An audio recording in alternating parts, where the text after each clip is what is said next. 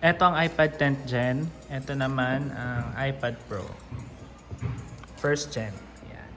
So, compare the size. Ito silang dalawa. No, ipi-play natin dito yung audio para ma-compare natin. Saan yung volume?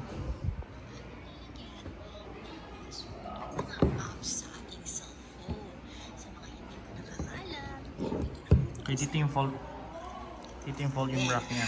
Itong cellphone na gamit ko ay ang Vivo V11. Sa pagkakaalam ko naman, kapag Vivo, halos pare-pareho lang naman, di ba? So ngayon, ituturo ko sa inyo kung paano lagyan ng password. Try natin i-compare ang Except sound sa dito password ng mismong iPad cellphone 10 Pro. natin, kasi di ba yung cellphone 10th Gen ngayon, pala, iPad 10th Gen. Try na natin. Exit tayo dito. Ito yung maximum volume ng iPad 10th Gen.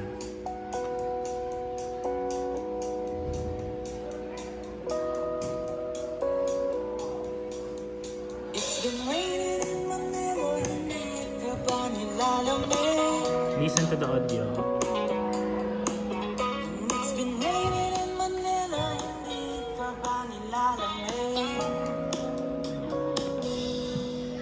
But if it's raining in Manila, hindi kita maririnig.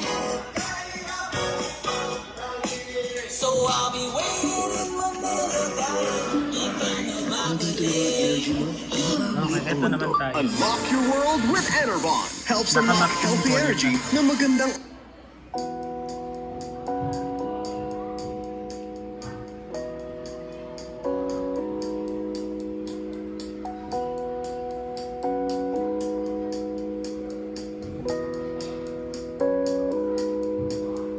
It's been raining in Manila, hindi ka ba nilalamig? It's been raining in Manila, hindi ka ba nilalamig?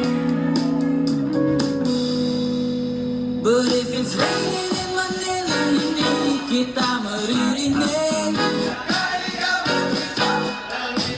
So I'll be waiting in Manila kahit di ka na babalik. Maulan ba? Yan ang maximum volume na yan. Bumubuhos dito? Paumanhid? Maulan ba sa inyo pag bumubuhos dito? Paumanhid? In terms of camera, ayan, baka front cam muna tayo.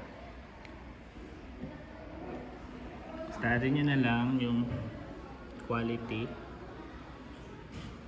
Ayan. Parang iPhone 6s lang itong iPad 10th Gen. Puntahan naman natin sa dito sa kabila. Front cam. Ayan. May pinagkaiba ba?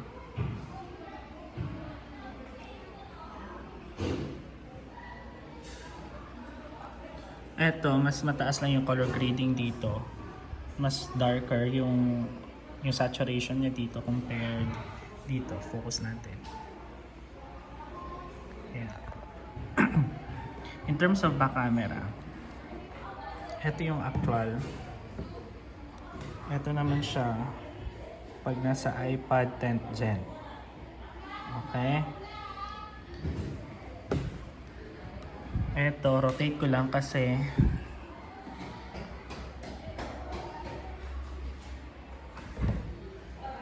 ano ba? Andali lang. Hindi ko pa kasi na set up.